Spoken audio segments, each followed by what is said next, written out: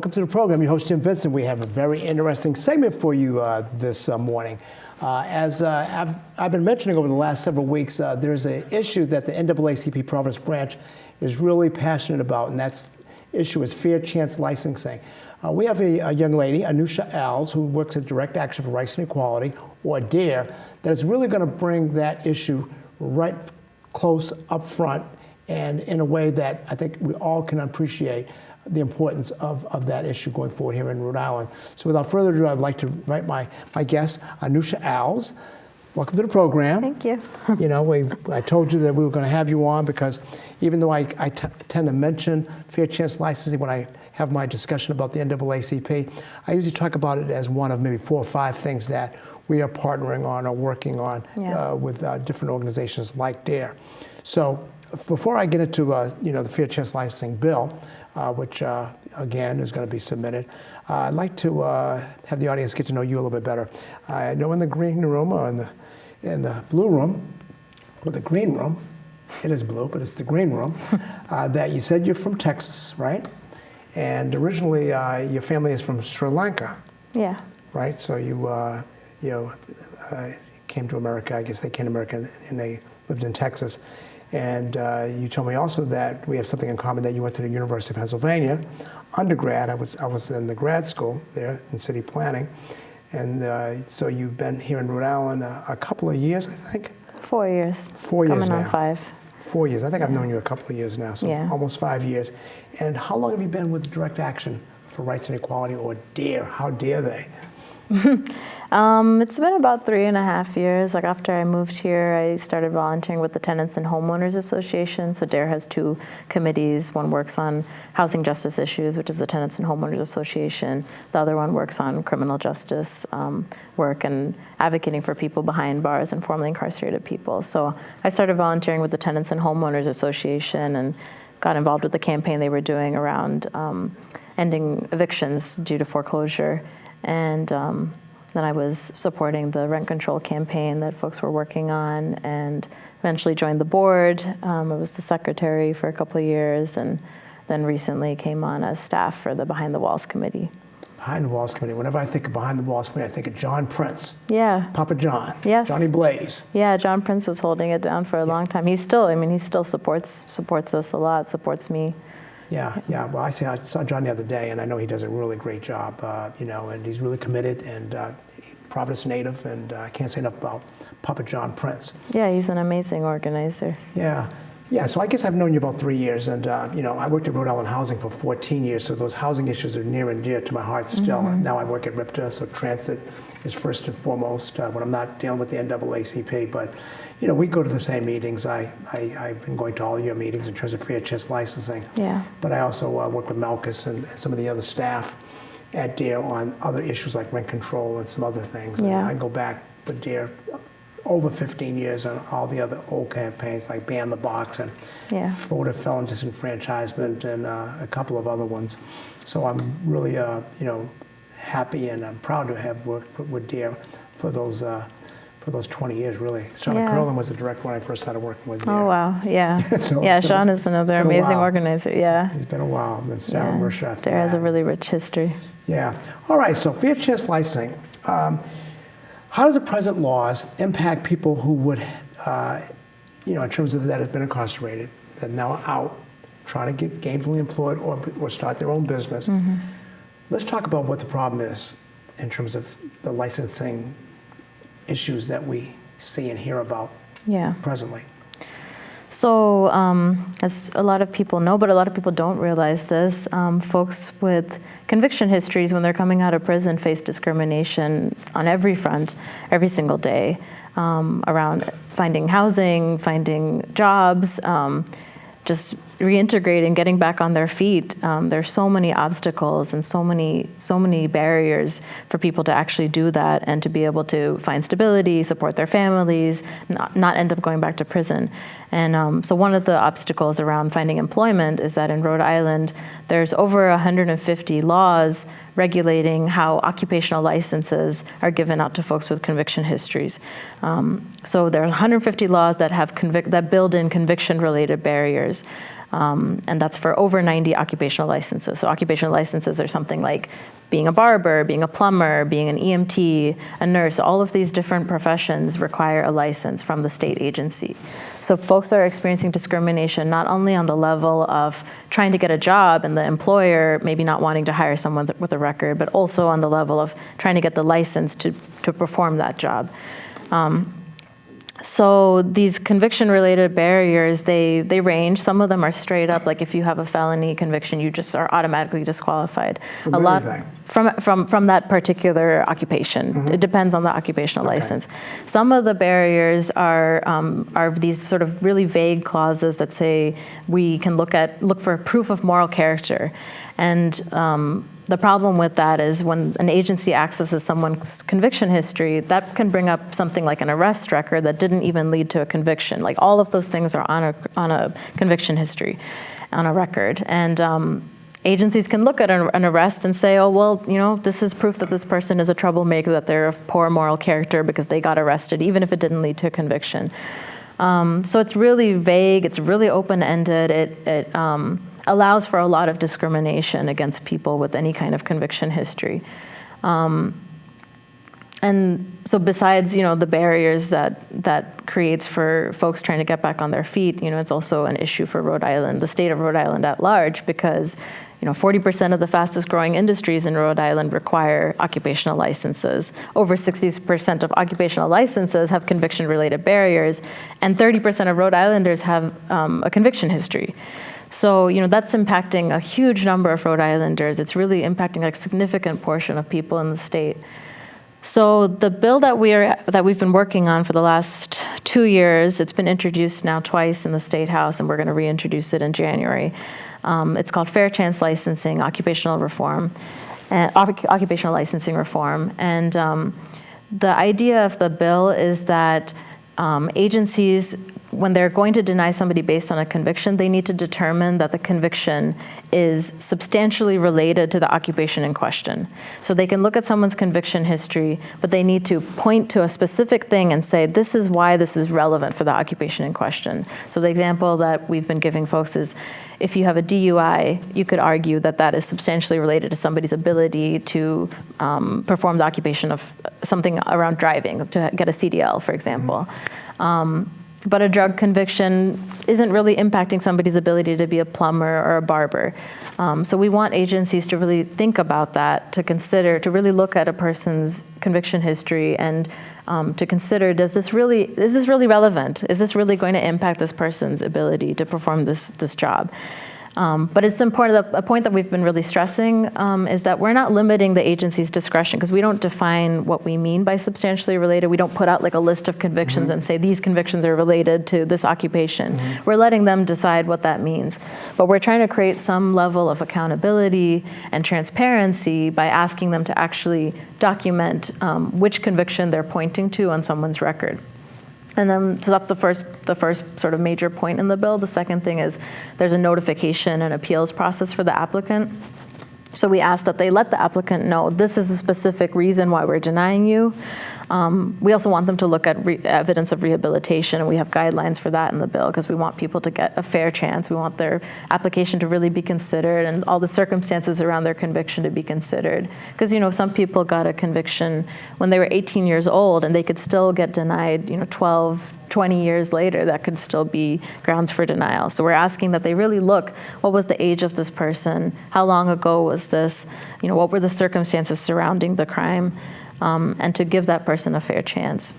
So the first part is considering all of those things. The second part is notifying the applicant in a really transparent way, pointing to the specific part of the conviction history and letting them know how they can appeal and laying out a procedure for a consistent appeals process across the state.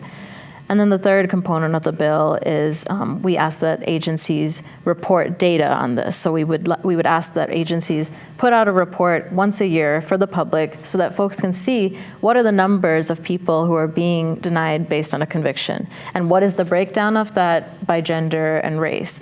And we already know we already have a sense of this from talking to people. We have a lot of qualitative data, and we also know just from the history of mass incarceration that this is an issue mostly impacting Black and brown folks, because those are the communities who have been targeted by the war on drugs, by incarceration. But we want to have that hard data so that we can, again, it's about holding folks accountable and making sure that people are getting a fair chance, that communities are getting a fair chance. Well, it just makes sense. I mean, Yeah.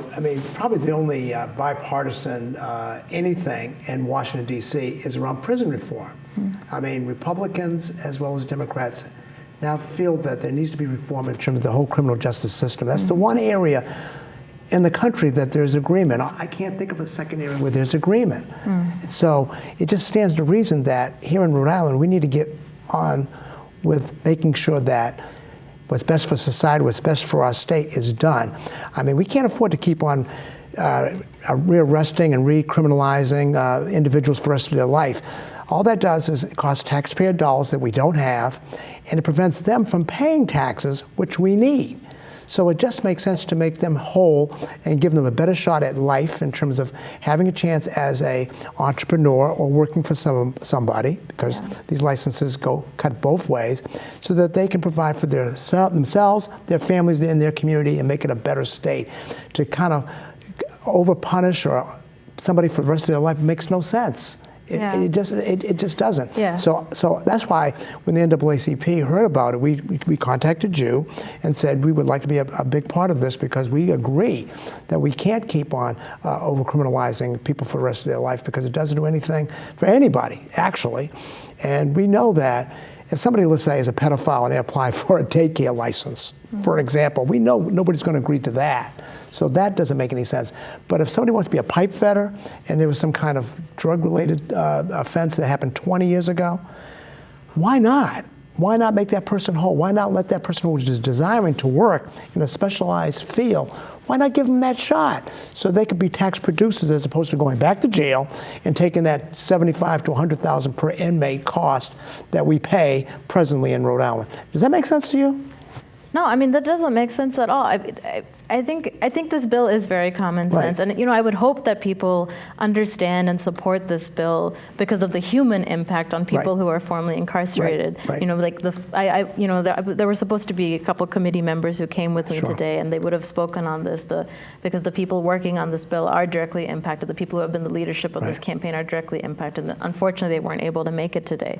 But, the things that they talk about is that sense of hopelessness when you're coming out and you're trying to get on your feet, you're working so hard, and you're not being given a chance to show that to anybody. And when you're denying people jobs, that can be life and death for people, right? Like that's that can be a death sentence if you can't find stable employment. Right, and I can argue the human element as well, but I find that with some people, unless you really see. If you show them that this thing is not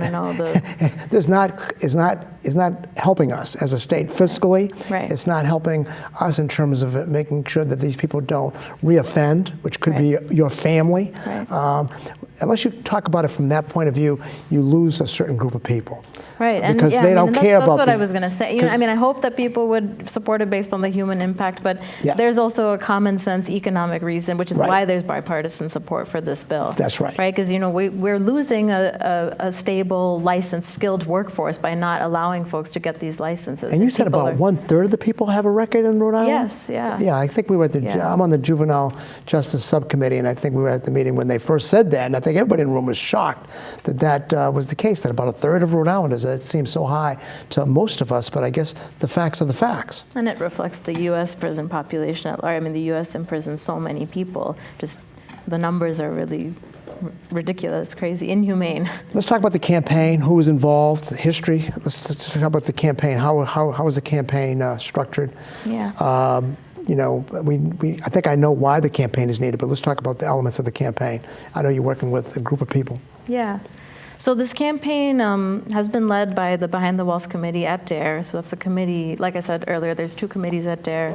One of them has been working for about a couple decades doing different kinds of work supporting incarcerated people and formerly incarcerated people. So it's a committee made up of directly impacted people, which is by directly impacted, we mean folks who are formerly incarcerated, people who are family impacted, their loved ones, their parents or brothers, siblings, sisters are in prison, and people who are heavily community impacted, because for some folks, everybody around them has been impacted. Depending on the neighborhood you live in, depending on your racial background, everybody around you has been impacted very heavily by this system of incarceration.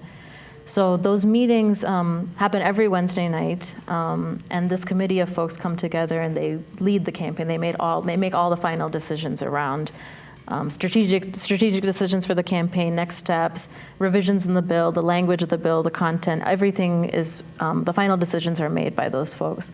But we work in coalition with many different other organizations, all different kinds of unions, churches, other nonprofits, other people who are providing services to formerly incarcerated folks. So we have a really wide-ranging coalition of, I think, over 45 different organizations at this point. And one of the other groups that we work with closely is the Formerly Incarcerated Union, which is a newer organization that is also led by directly impacted people. So they're one of our really important partners in this work, and just more largely in the movement.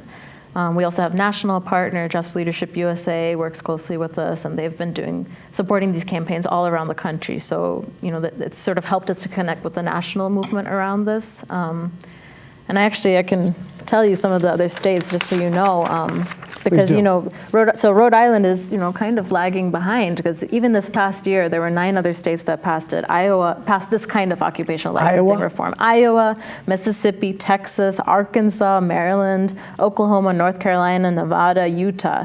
So you can see with some of these states are conservative states. Like if they're passing this kind of reform, like red states passing fair chance licensing laws. So we need to make that happen here Absolutely. too. And in total, there's a lot of other states that passed it before this year. So including California, Delaware, Kansas, Massachusetts, Tennessee, Arizona, Louisiana, Georgia. So this is happening all across the country. Sounds like you just named half the country. Yeah, it's happening all across the country. So we are part of a national movement. And I think, hopefully that people are feeling that momentum in Rhode Island, and hopefully we get this bill passed in the next year.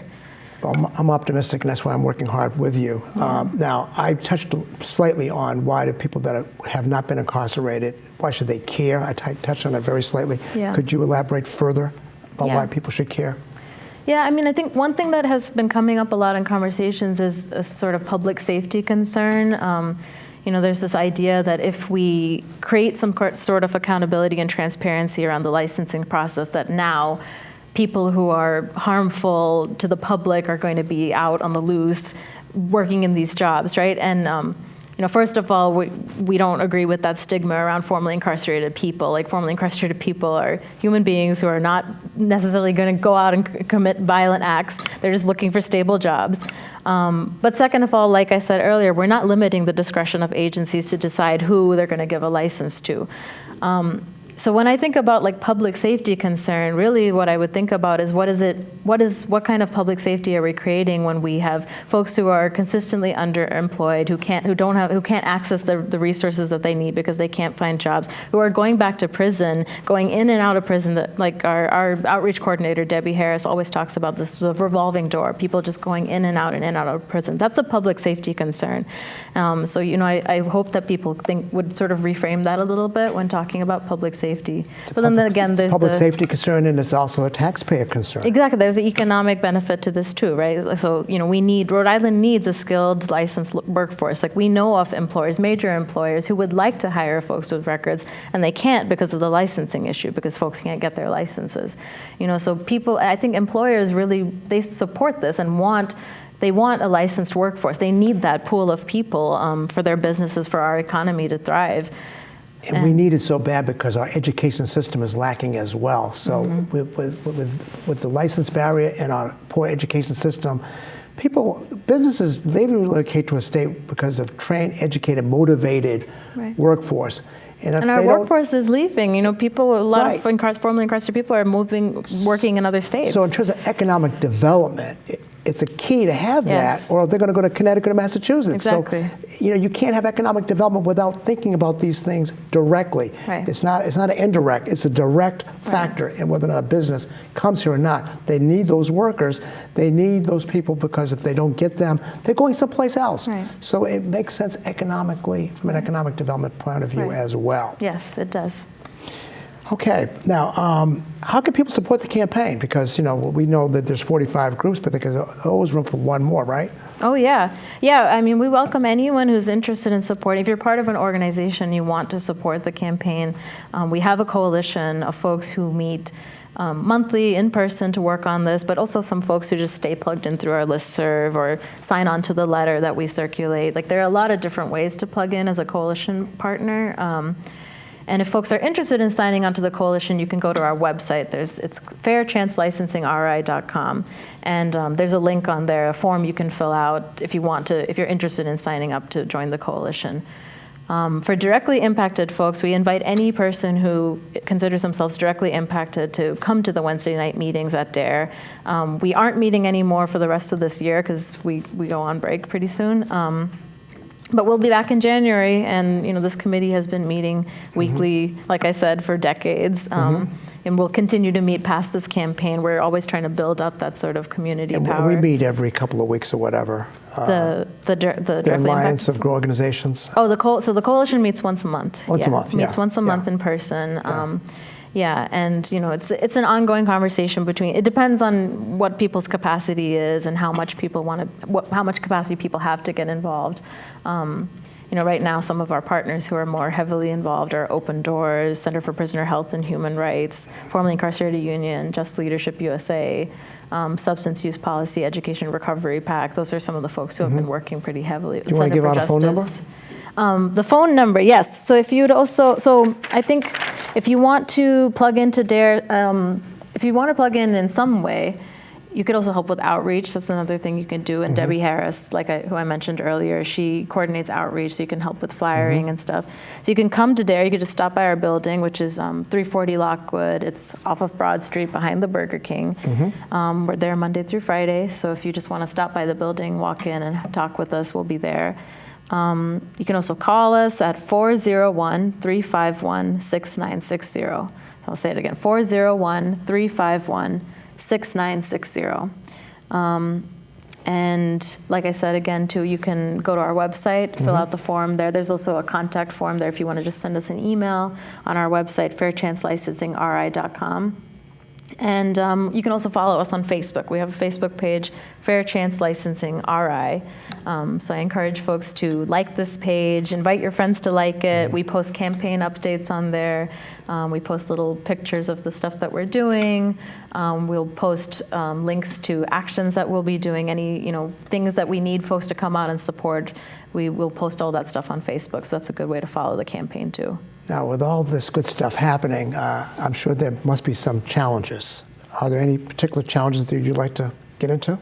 Yeah, and again, I wish that our committee members were here to speak to this themselves. We're going to do this. We're going to do update shows, and they can come. Within the next couple of months, we're going to have them come. Yeah, thank you. We got to get progress reports on this. Definitely. Yeah, we'll be back. Thank you. Yep, you'll be back. But yeah, I mean, I think one of the biggest obstacles is just trying to run a campaign led by directly impacted people, which, that seems like common sense, I think, that the people who are most impacted by an issue should be the leadership of the campaign. Closest to the problem. Yeah, you're closest to the problem. And James Montero always says this quote, those closest to the problem are often furthest from the resources. Right. And we've seen that over and over again. I mean, at DARE in general, over the last 30 years, we've seen that over and over again because DARE is a space that's led by directly impacted people. But within this campaign, I can say, as somebody who's been working on this campaign, I can see that, the committee members are consistently shut out of certain kinds of conversations and spaces. Their knowledge, their expertise is not being valued in the same way as somebody who might have studied it in a textbook or went to school for it. Sure. And the folks in the committee have firsthand, deeply, intimate experience and intimate knowledge of how this system works, what the obstacles are, in navigating all of this. And you have a lived experience that's really valuable, and I think that sometimes because of the way that we're operating in these systems of white supremacy and class prejudice and prejudice against formerly incarcerated people, that kind of knowledge isn't valued. That leadership isn't being respected, I think. Layers sometimes. of prejudice. Yeah, well, I think DARE, has the right idea in terms of who they have at the table, and I think they've been doing a great job for the 30 years. But you've recently, just in the last 4 minutes or 3 minutes, you've had a transformation, because I know Fred Ordonez, who had been there, I think, for about 10 years, he's now moved on, and now you have new leadership. Let's talk in the last 3 minutes about the new leadership and the transformation. Yeah, so we're really excited because we have 2 wonderful new people who have stepped into the executive director position, and this is a new thing for DARE. DARE has never had that position split in that way, and I think it's really cool to see us moving into that kind of collaborative model and like bringing together different people's strengths. So Chris Sami-Rotundo, who's been an organizer at DARE with the Tenants and Homeowners Association for the last, I believe, 8 years, and Kia Bryant, who's been at DARE for the last couple years and is a long-term community member, grew up in the South Side. Her family members have always been part of DARE. She's been in the DARE community since she was a child, like was really raised in that community. I think she used to go to Actions when she was like 8 or 9 years old. Yeah, she spoke about that at our transition, at our celebratory party, yeah. So she's been in this community for a really long time, and so the 2 of them are working together, bringing their strengths and experiences together to support DARE into this sort of next phase for us. So that's the leadership, and you're on the staff. How many other staff people are there? So right now it's just the 3 of us and Debbie Harris, who's our outreach coordinator. Yeah, we eventually we'll be hiring a new campaign organizer for the Tenants and Homeowners Association. Yeah, and I also just want to reiterate, again, everything that DARE works from the membership base. It's a member-led organization. So members make up the board of directors. Unlike a lot of other nonprofits, our board is made up of members, and those folks are in charge of the hiring of staff and the executive director. So it's truly led by members. Yeah, that's the model. Yeah, because I mentioned Shauna Curlin, who I worked with at first, and then of course Sarah Mersha. But I know for years Councilor Mary Kay Harris was a part of DARE. Yeah. For example, we mentioned John Prince. Yeah. So there's been some people that I've worked with, and I don't want to name all the names because I'm going to forget people. So I'm going to stop there. Yeah. So it's been a good group of people that are really committed to doing things in that community, and I've often marveled at the intensity of people really sticking with an issue right to the end, because it doesn't happen in a year. Sometimes it doesn't happen in 3 years, but they've been consistent. It's a powerful community. And have had some victories. Ban the Box and voter felon disenfranchisement are 2 I named because I remember working with DARE closer with those 2 than others. Yeah. So those were significant and continue to be to this day. Yeah. Significant wins that if we didn't have those 2, things would be much worse than what we're talking about today. Right, yeah. I think we got about a minute and a half. What did I leave out? We can always give out the contact information, because we always try to make. I'll give out the contact information again. So my email address, if you want to email me and get in touch, is Anusha@DareToWin. So ANUSHA @daretowin.org. So you can contact me if you have some interest in plugging in. We are doing outreach to churches, synagogues, mosques, faith institutions. So if you are part of a faith institution and want to have us come and speak to to the congregation, or just to speak with your faith leader, we'd love to do that. If you're if you own a business or know somebody who owns a business who might want to sign on to a letter of support from employers, that's another thing you could do. Well, we could go on and on, because there's some things that I wanted to talk about, but I wanted to direct it to your friend, Deborah. Yes. And when she comes back, we'll have those questions directed to her. Thank you. So Anusha, you were as eloquent as I knew you would be. So thank you so much for being the person you are. Thank you. Anusha Alles. Thanks for having me on the show. Anusha Alles, and she's with Direct Action for Rights and Equality, heading up this fair chance licensing from DARE's perspective. Uncle Simon Family loves you. I'm your host, Jim Vincent. Thank you for watching. Bye for now.